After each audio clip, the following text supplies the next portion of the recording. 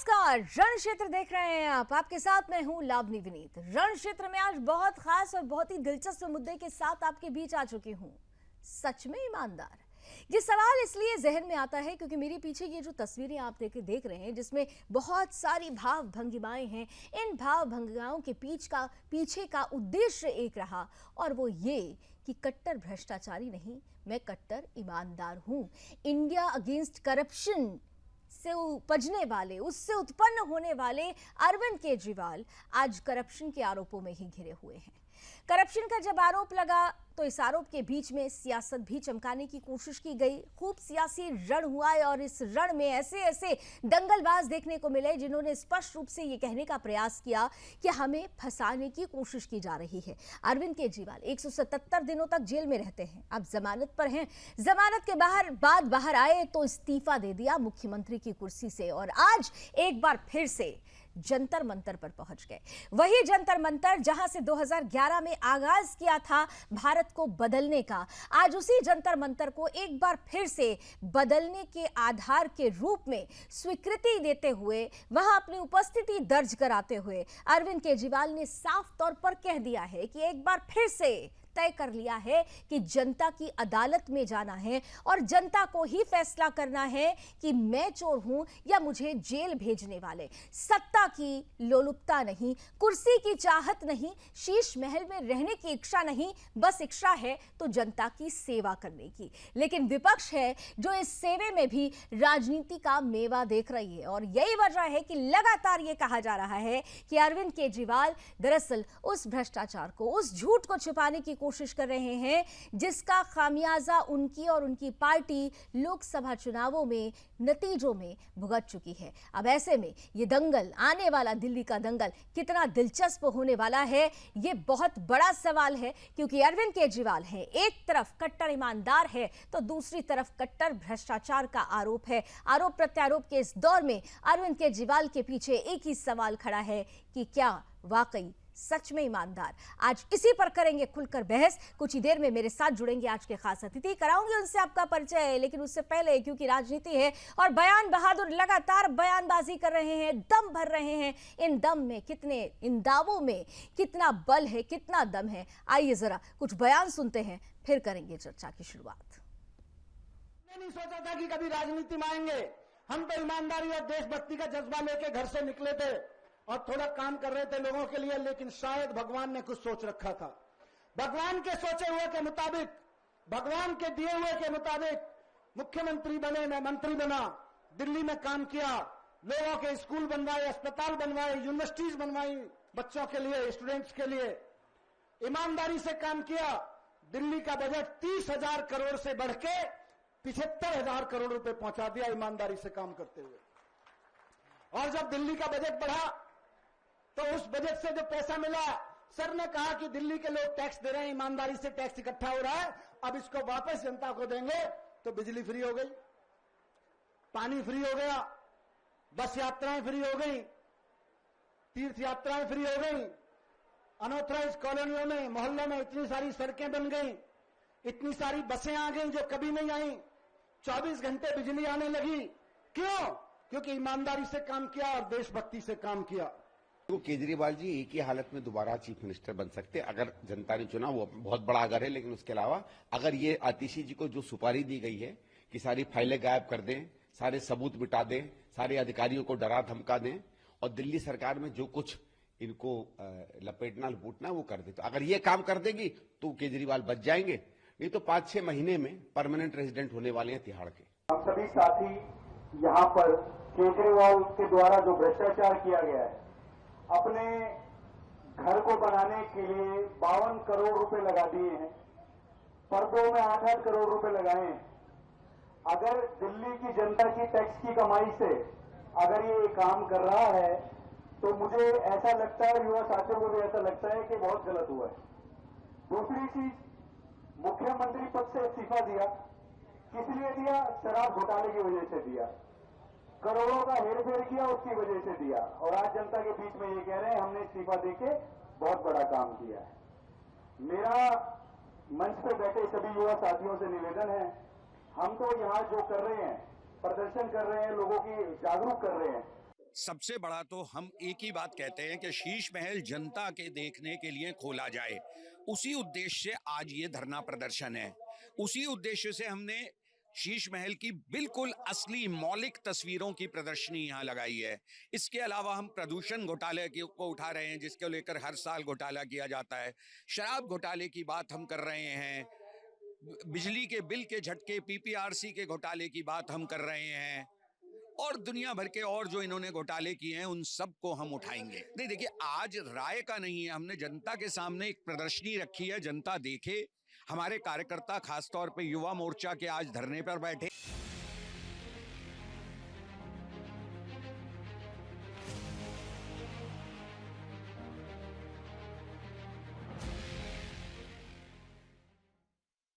दिल्ली का सियासी गदर, केजरीवाल का जंतर मंतर। केजरीवाल का ऐलान, कुर्सी नहीं चाहिए सम्मान। केजरीवाल की ललकार, कौन कितना ईमानदार। बीजेपी आरएसएस से सवाल, तय है बवाल।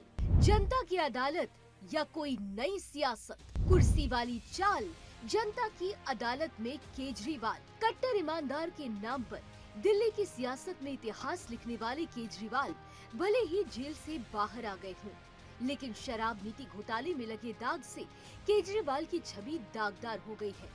अब ये दाग कब मिटेगा इसका तो पता नहीं, लेकिन लगता है दिल्ली की कुर्सी ने केजरीवाल की बरसों पुरानी यादें एक बार फिर से ताज़ा कर दी है। जरा आप भी सुनिए सीएम को, माफ कीजिए, दिल्ली के एक्स सीएम को। दोस्तों,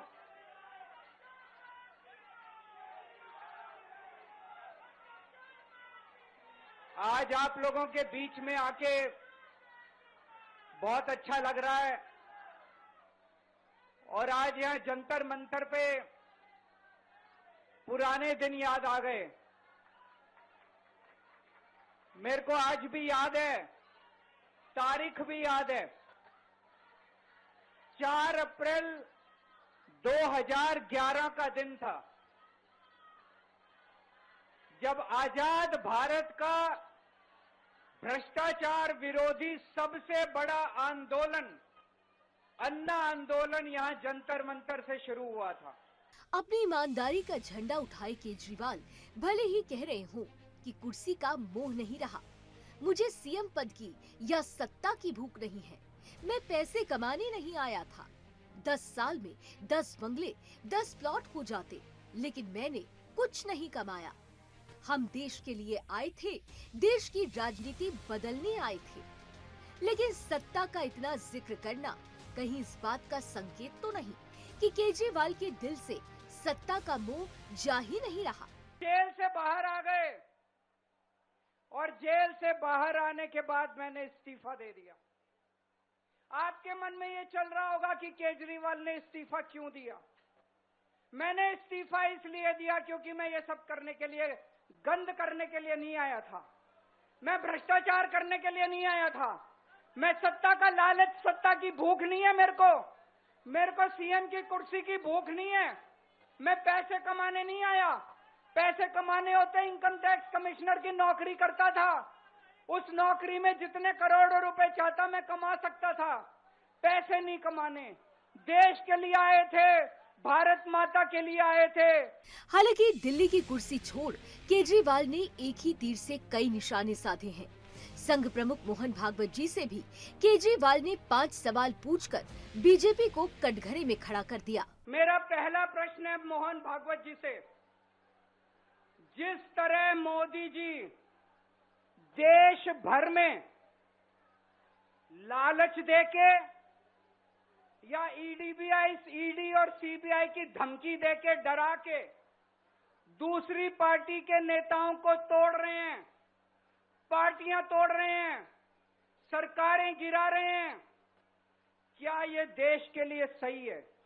मेरा दूसरा प्रश्न है उनसे, देश भर में सबसे भ्रष्टाचारी नेताओं को मोदी जी ने अपनी पार्टी में शामिल करवा लिया। जिन नेताओं को कुछ दिन पहले मोदी जी ने खुद सबसे भ्रष्टाचारी बोला, जिन नेताओं को अमित शाह जी ने खुद भ्रष्टाचारी बोला, कुछ दिन के बाद उनको बीजेपी में शामिल करा लिया। मेरा तीसरा प्रश्न है मोहन भागवत जी से। बीजेपी आरएसएस की कोख से पैदा हुई है कि नहीं है? कहा जाता है ये देखना आरएसएस की जिम्मेदारी है कि बीजेपी पथभ्रष्ट ना हो। मेरा चौथा प्रश्न है मोहन भागवत जी से। जब नड्डा जी ने ये कहा तो आपके दिल पे क्या गुजरी, आप जरा बताइए इस देश को। क्या आपको दुख नहीं हुआ? मैं आरएसएस के हर कार्यकर्ता से पूछना चाहता हूं, जब नड्डा जी ने कहा कि हमें आरएसएस की जरूरत नहीं है, क्या आरएसएस के हर कार्यकर्ता को दुख नहीं हुआ? मेरा पांचवा प्रश्न मोहन भागवत जी से मैं कहना चाहता हूं, आप ही लोगों ने मिलकर कानून बनाया था कि 75 साल के होने पे कोई भी व्यक्ति रिटायर होगा। इस कानून के तहत आडवाणी जी को रिटायर कर दिया, मुरली मनोहर जी जैसे बड़े बड़े नेताओं को रिटायर कर दिया, बीसी खंडूरी जी को रिटायर कर दिया, कलराज मिश्र को रिटायर कर दिया, शांता कुमार को और पता नहीं कितने लोगों को रिटायर कर दिया। अब अमित शाह जी कह रहे हैं कि ये नियम मोदी जी पे लागू नहीं होगा। तो मैं मोहन भागवत जी से पूछना चाहता हूं, क्या आप इससे सहमत हो कि जो नियम आडवाणी जी पे लागू हुआ वो मोदी जी पे लागू नहीं होना चाहिए? कहते हैं ना कि जब इंसान अर्श से फर्श पर आता है तो अक्सर उसको पुराने दिन याद आते हैं। अपने आज के भाषण में साल 2011 को याद करना केजरीवाल के लिए मानो दिल पर भारी पत्थर रखने जैसा था। लेकिन अब देखना दिलचस्प होगा कि क्या दिल्ली की जनता केजरीवाल को दोबारा सत्ता में लाएगी या उन्हें ईमानदारी का आईना दिखाएगी। Bureau report, Sudarshan news.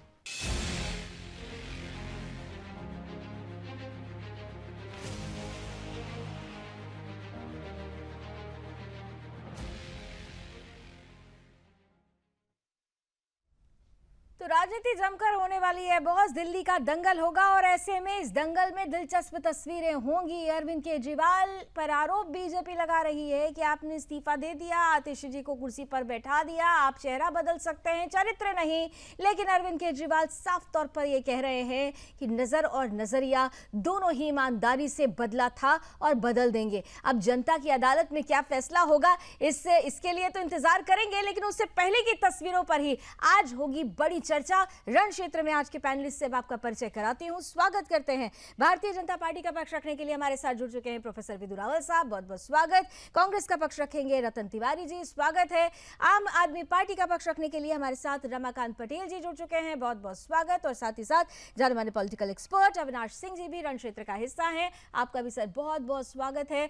मैं विदु रावल जी आपके साथ शुरुआत कर रही हूँ, क्योंकि देखिए वो तो पहुंच गए जनता की अदालत में, और जनता की अदालत में पहुंचकर उन्होंने साफ साफ जो सवाल छोड़ा कि भाई तय कर लीजिए कि जिसने जेल भेजा वो चोर है या जो जेल गया वो चोर है।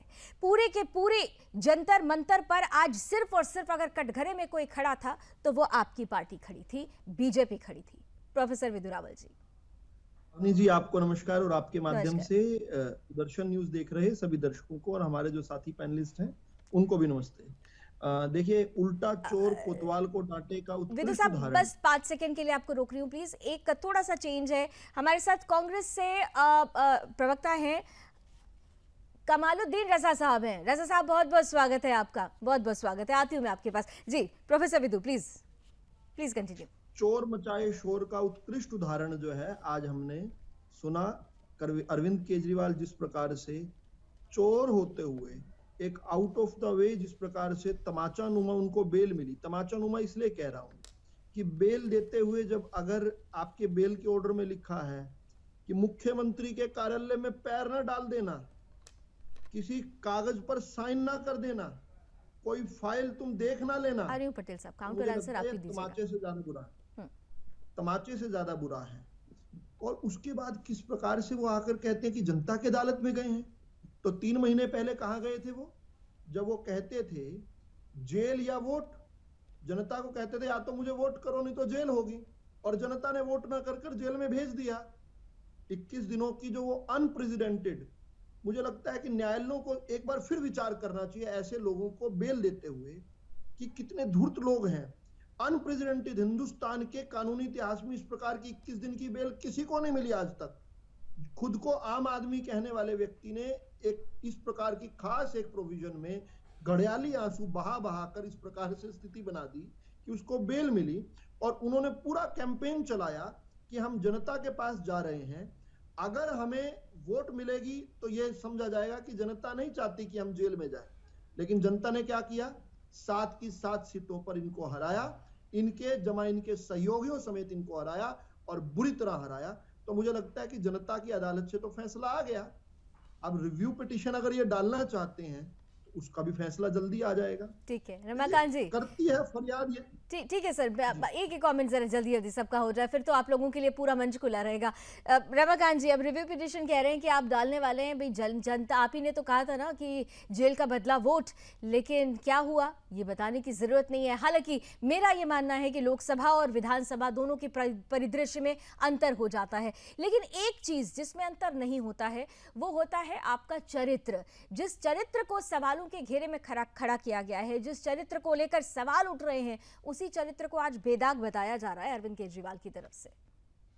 रमाकांत जी, लावनी जी आपको समझना पड़ेगा चरित्र किसका कैसा है। आप भारतीय जनता पार्टी का कोई एक मुख्यमंत्री बतला दीजिए जिसका खुद का मकान ना हो, अभी तक बता दीजिए कोई एक मुख्यमंत्री जिसका खुद का कोई मकान ना हो। अरे मुख्यमंत्री बनने के बाद इनके रेत के ठेके चलने लग गए, इनके कोयले के चलने लग गए, इनके डंपर चलने लग गए, तमाम तरह की लूट। मैं कंप्लीट कर दूं रमाकांत जी, नहीं आप कंप्लीट करिएगा, लेकिन मैं थोड़ा सा, क्योंकि क्या होता है ना, आप लोग वर्तमान परिदृश्य में बात करते हैं लेकिन इतिहास के पन्नों को नहीं देखते।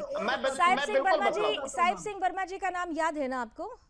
याद होगा साहिब सिंह वर्मा जी, क्या हुआ था मुख्यमंत्री पद से जब वो हटे थे तो उनके पास घर नहीं था साहब, वो ऑटो से गए थे और अपने रिश्तेदार के यहाँ पहली बार गए थे। देखिए नहीं, अगर देखिए जो सच है, आप वर्तमान परिदृश्य की बात करेंगे तो आपके पास अधिकार है, लेकिन इतिहास के पन्नों को भी पलटा जाएगा। बहरहाल चलिए अपनी बात पूरी कर लीजिए, ठीक है पूरी कर लीजिए। देखिए मैंने कहा कि अभी वर्तमान परिदृश्य की बात कर रहे हैं, हमने पूर्व में बहुत सारे नेता देखे, पूर्व के बहुत सारे नेता अच्छे नेता थे, लेकिन आप वर्तमान में कोई एक मुख्यमंत्री बतला दीजिए राहुल साहब, दूंगी मैं आपको काउंटर आंसर के लिए। राहुल साहब प्लीज, मैं आपको मौका दूंगी, उनको पूरा कर लेने दीजिए, आपके मौके पर वो नहीं बोल रहे थे। जी रमाकांत जी प्लीज बोलिए।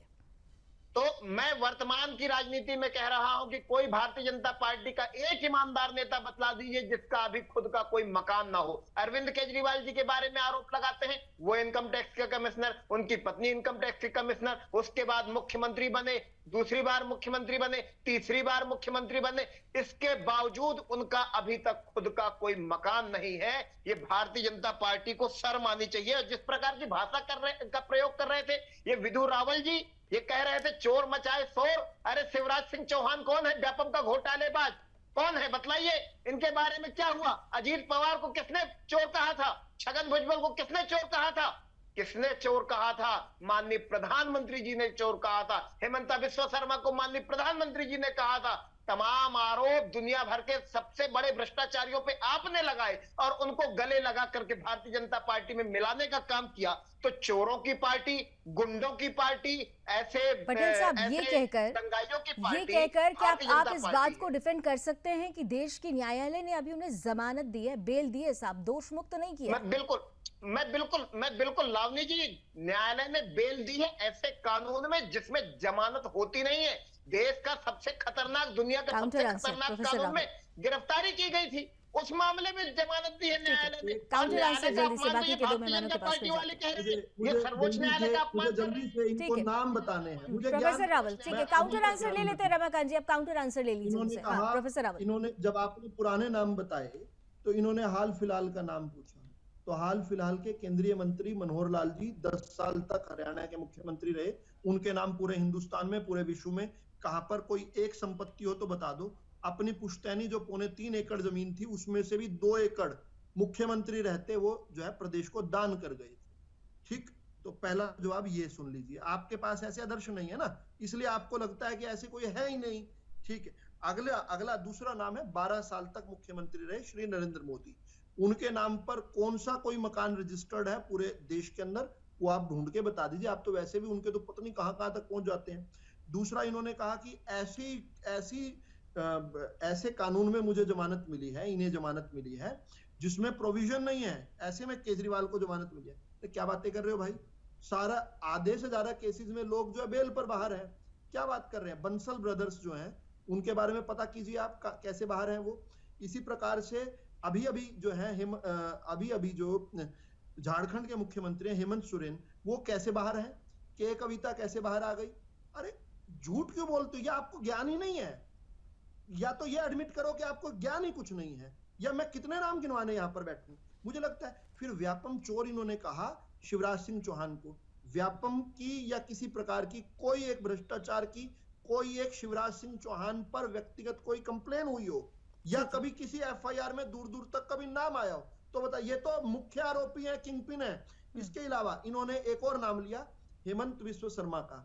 हेमंत विश्व शर्मा ने बार बार केजरीवाल को चैलेंज किया है कि अपने विधानसभा से बाहर आकर एक बार तुम मेरा नाम लेकर बोलो ना, एक बार मेरा नाम लेकर मुझे चोर बोलकर दिखाओ। ठीक है, ठीक उसके बाद असम की पुलिस आकर तुम्हारे ठीक है। तो तय तो जनता को करना है ना। आप भी कह रहे हैं कि मेरी कमीज ज्यादा सफेद, वो भी कह रहे हैं कि हमारी कमीज ज्यादा सफेद। लेकिन सबसे बड़ा सवाल, रमाकांत जी प्लीज, मैं आऊंगी आपके पास, लेकिन दो मेहमाने और हैं, उनका जरा जल्दी जल्दी एक कमेंट ले लेती हूँ। रजा साहब हमारे साथ हैं, कांग्रेस का पक्ष रख रहे हैं। रजा साहब, ये समझ में नहीं आ रहा है कि आप लोग अरविंद केजरीवाल के मुद्दे पर किस तरह से स्टैंड ले रहे हैं। संदीप दीक्षित साहब को सुनिए तो कुछ और प्रतिक्रिया आती है, कांग्रेस के बाकी अगर नेताओं को सुने तो कुछ और प्रतिक्रिया आती है।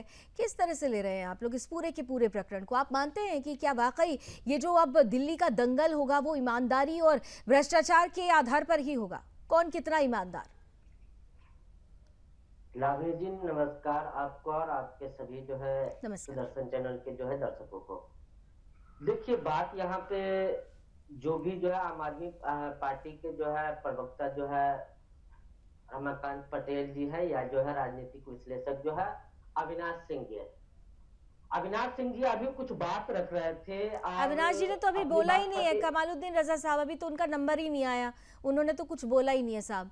अभी तो प्रोफेसर विदु रावल जी बीजेपी से हैं और रमाकांत जी यहाँ आम आदमी पार्टी का पक्ष रख रहे हैं। बताइए। हाँ, तो वो बात रख रहे थे और उसमें जो है वो काउंट करवा रहे थे बहुत सारी चीज की, जो है नरेंद्र मोदी जी के नाम से ये हो वो, मैं उस चीज पर नहीं जाना चाहता। जो है सबसे पहली बात है कि दिल्ली जो है, जो ग्रीन दिल्ली जो है, जो क्लीन दिल्ली जो है, और इससे कोई इनकार नहीं कर सकता कि जो स्वर्गीय शीला दीक्षित जी के समय में जो है जो उस दिल्ली को सींचा गया, सवारा गया, जो है इससे हम सभी इनकार नहीं कर सकते, कोई चीज से इसको खारिज नहीं कर सकता।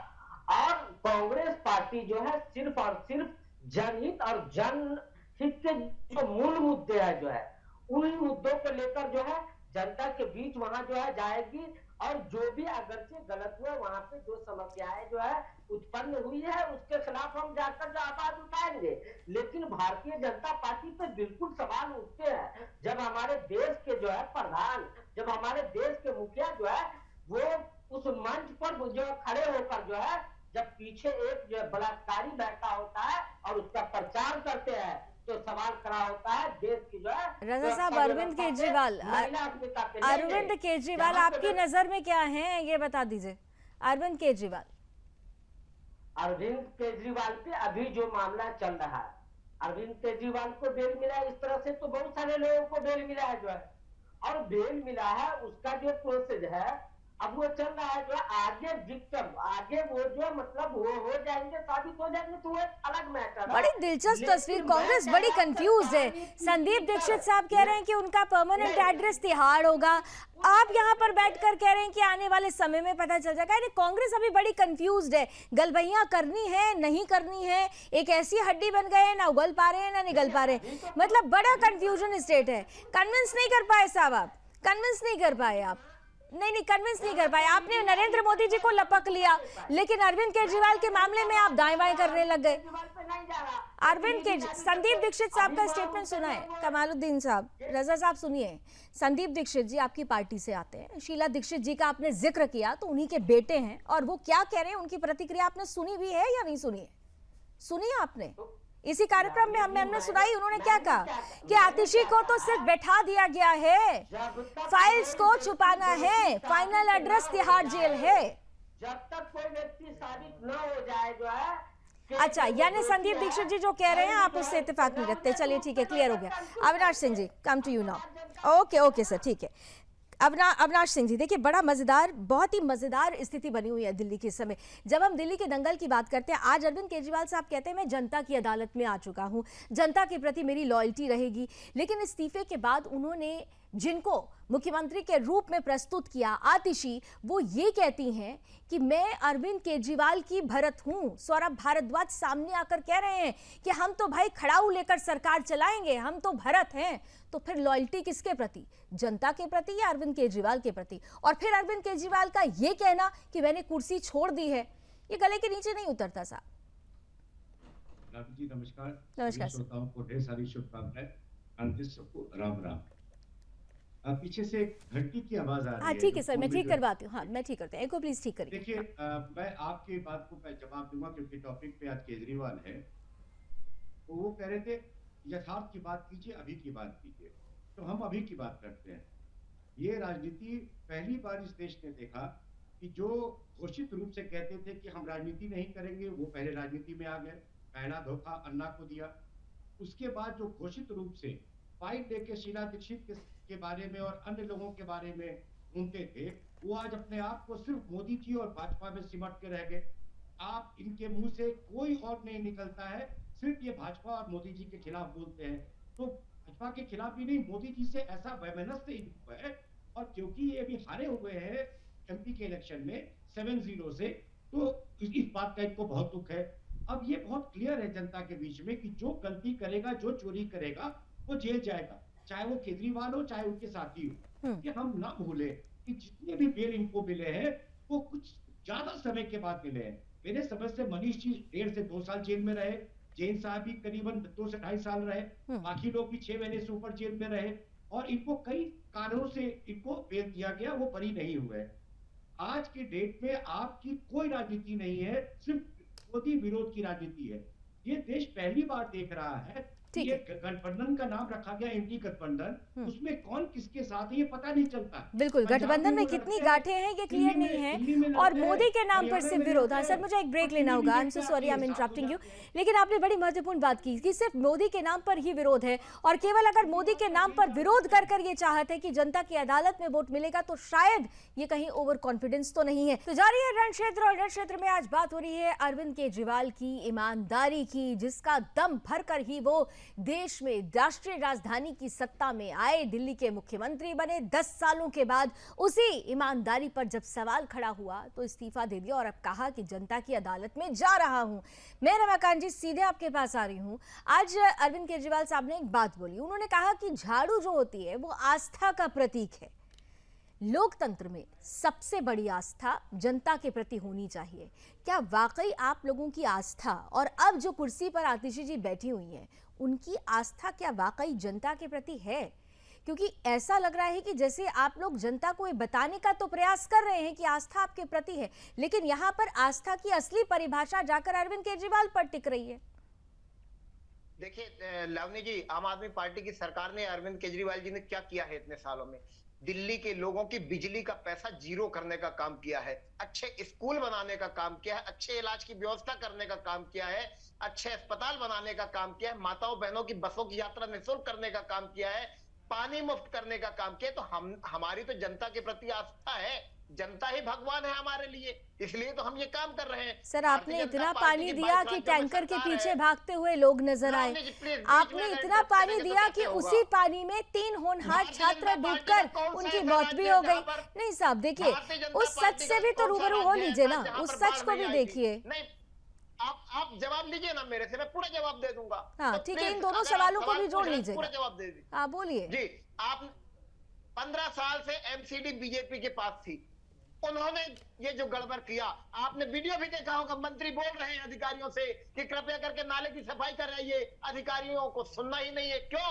क्योंकि वो एलजी साहब का कहना मानते हैं। तो इसके लिए पूरी तरह से कितनी मतलब मुझे बड़ा दुख हो रहा है, कितनी बेशर्मी से आप लोग ये बात बोल देते हैं। आप लोगों को कोर्ट से फटकार मिली थी, जिस कोर्ट का भी आप दम भर रहे थे, उसी कोर्ट ने आप लोगों के आईने पे जमी हुई धूल को हटाते हुए जो फटकार लगाई थी, वो भूल गए हैं क्या आप लोग?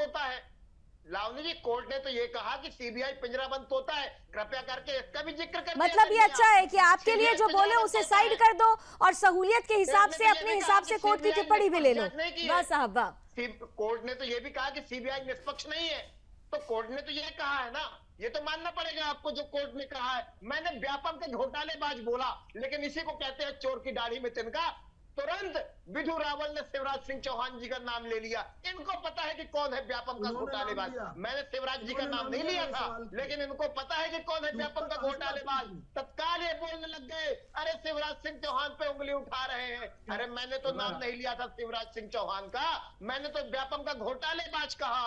तत्काल इनको मिर्ची लग गई। मैंने कहा कि कौन सा नेता है आपका जिसके पास मकान नहीं है? बोले नरेंद्र मोदी। अरे नरेंद्र मोदी जी की तनख्वाह जितनी है उससे ज्यादा तो डेली का इनका मेकअप का और साज सज्जा का खर्चा है। क्या बात करेंगे? ये निष्पक्ष है, ये ईमानदार है। इलेक्टोरल बॉन्ड के माध्यम से करोड़ों रुपए रिश्वत लेने का काम भारतीय जनता पार्टी ने किया है। सर्वोच्च न्यायालय ने जब इलेक्टोरल बॉन्ड को सार्वजनिक करने का आदेश दिया, प्रोफेसर रावल काउंटर आंसर जल्दी से। भारतीय जनता पार्टी अपनी रिकॉर्डिंग निकालेंगे, अपनी रिकॉर्डिंग अगर आज की निकाल लेंगे।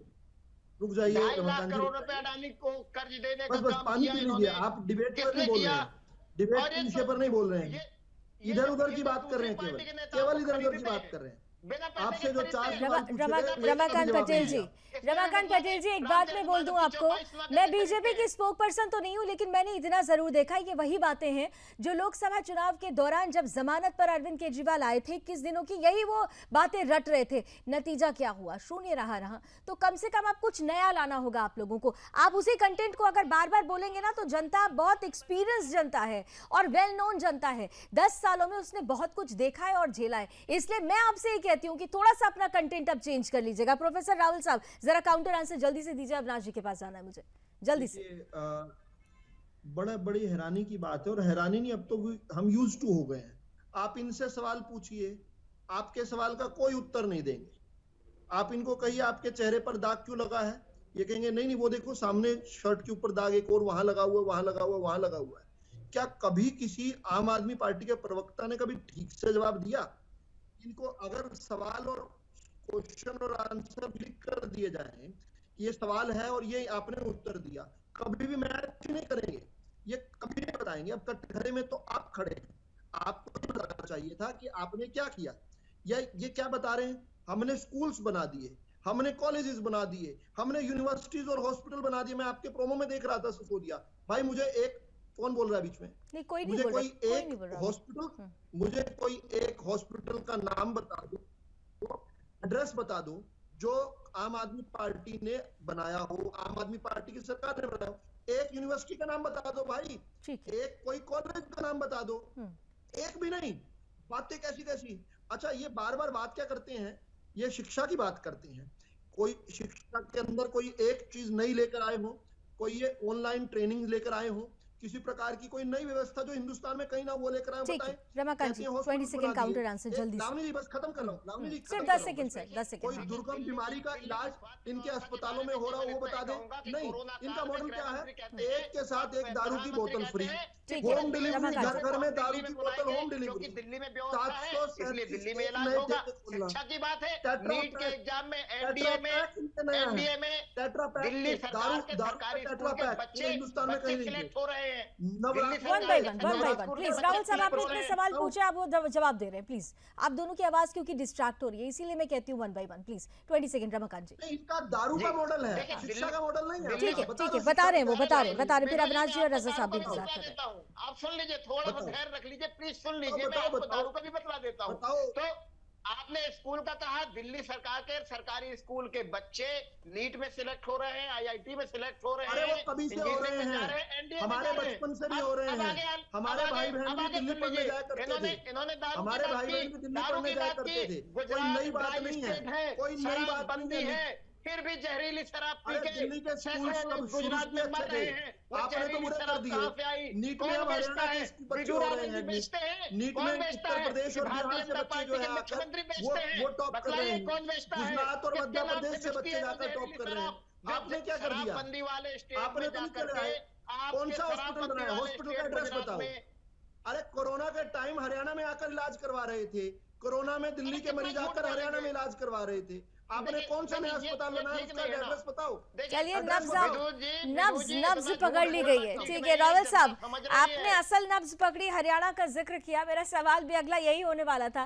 दरअसल ये सब कुछ अगर हरियाणा को देखकर हो रहा है तो महत्वपूर्ण ये है कि यहाँ पर कमालुद्दीन रजा साहब बैठे हुए हैं। कमालुद्दीन जी, आप ही की पार्टी के नेता ये कहते हैं कि जहां जहां कांग्रेस मजबूत होती है वहां वहां आम आदमी पार्टी आकर लड़ने लगती है, आकर ज्यादा दम दिखाने लगती है। दरअसल हरियाणा को लेकर बात हो रही थी और अभी आप थोड़ी देर पहले अरविंद केजरीवाल को आपकी बातों से लग रहा था कि आप डिफेंड कर रहे हैं, लेकिन आपके नेता तो कुछ और कह रहे हैं।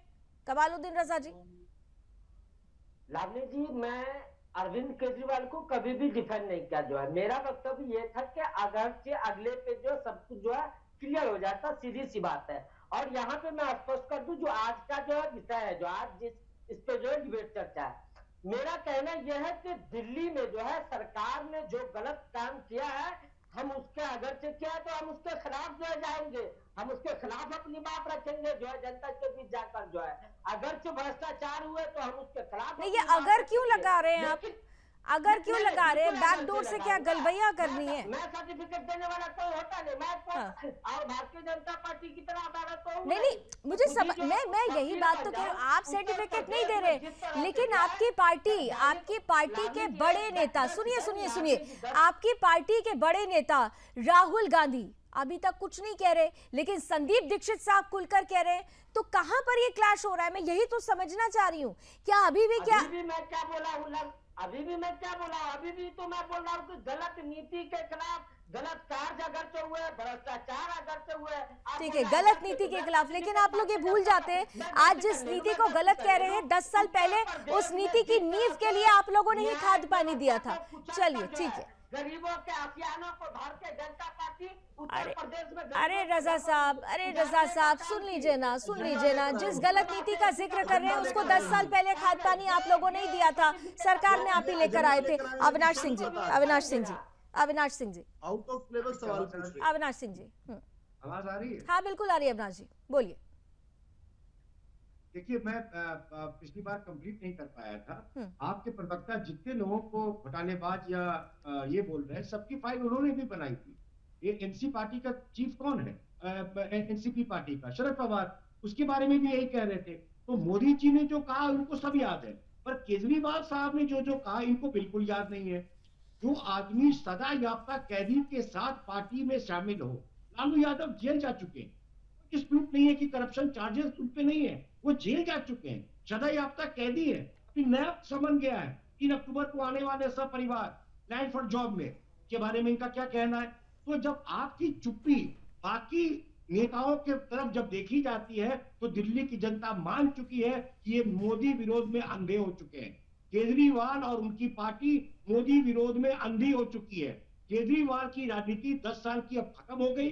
जैसे उन्होंने अन्ना को धोखा दिया और एक पुस्त का जो उन्होंने रेवड़ी बांटने की कोशिश की, जिसके खिलाफ सुप्रीम कोर्ट ने बोला है, अब केजरीवाल की राजनीति बिल्कुल एक्सपोज हो गई है। दिल्ली वाले उनको समझ गए हैं कि 200 रुपए का बिजली बचाने के चक्कर में उनके दोनों पुस्त खराब हो जाएंगे। इस चक्कर में केजरीवाल को समझ में आ गया है। अब वो ये खेलना चाह रहे हैं, जेल से निकलने के बाद एक रिमोट कंट्रोल की सरकार चलाना चाहते हैं, जो मनमोहन सिंह के संस्थान चलता था। देश एक बार भुगत चुका है, दिल्ली आगे नहीं भुगत। ओनली 20 सेकंड्स रमाकांत जी और प्रोफेसर विदु साहब। रमाकांत जी आपके साथ 20 सेकंड लास्ट। जी देखिए, राजनीतिक विश्लेषक जी कह रहे हैं कि 200 रुपए की बिजली बचाने के चक्कर में, भाई साहब जिसको आप 200 रुपए की बिजली कह रहे हैं, मध्य प्रदेश के अंदर 200 यूनिट बिजली का 2000 रुपए लगता है, 400 यूनिट बिजली का 4000 रुपए लगता है। 200 और 400 पर रोज बिकते हैं ये लोग। इतनी लूट मचा रखी है भारतीय जनता पार्टी ने, इतनी लूट मचा रखी है भारतीय जनता पार्टी ने, और आप उसको डिफेंड कर रहे हैं। बताइए कहां मुफ्त बिजली दे रहे हैं? Professor Vidu 20 second last. बिजली के नाम पे लूट रहा है। Professor Vidu 20 second last. Then सब 200 रुपए में रोज बिकते हैं ये लोग, और इसलिए करती है फरियाद ये धरती कई हजारों साल। चलिए, फरियाद दिल्ली की जनता भी कर रही है कि भाई सच का आईना, सच का सामना हो, और सच का सामना जब होगा तो वाकई वो ऐसा सामना होगा जिससे हो सकता हो परिदृश्य बदल जाए, परिवर्तन हो जाए, बदलाव आ जाए। ये बदलाव किसके लिए होगा, ये परिदृश्य किसके लिए बदलेगा, फरवरी में इसकी तस्वीर क्लियर हो जाएगी। Thank you so much gentleman, आप हमारे साथ जुड़े, इस चर्चा में हिस्सा लिया। मुलाकात होती रहेगी क्योंकि तो अब तो दिल्ली का दंगल है और दिल्ली के दंगल में ये जो बिसात है वो बिछ चुकी है। विक्टिम कार्ड अरविंद केजरीवाल की तरफ से खेला जा चुका है। भारतीय जनता पार्टी अब भी अरविंद केजरीवाल को कट्टर भ्रष्टाचारी बताने में कोई भी कोर कसर नहीं चूक रही है, लेकिन अरविंद केजरीवाल ने अपने आप को जनता की अदालत में पेश कर दिया है। ईमानदारी और भ्रष्टाचारी के बीच का ये फासला जनता को तय करना है और नया फसाना लिखना है। नई कहानी को देखने के लिए हम भी इंतजार करेंगे। फिलहाल कल तक का इंतजार करिए, 6 बजे फिर मिलेंगे नए मुद्दे के साथ। रण क्षेत्र में आज बस इतना ही। देश और दुनिया की तमाम खबरों के लिए आप जुड़े रहिए सुदर्शन न्यूज के साथ। जय हिंद।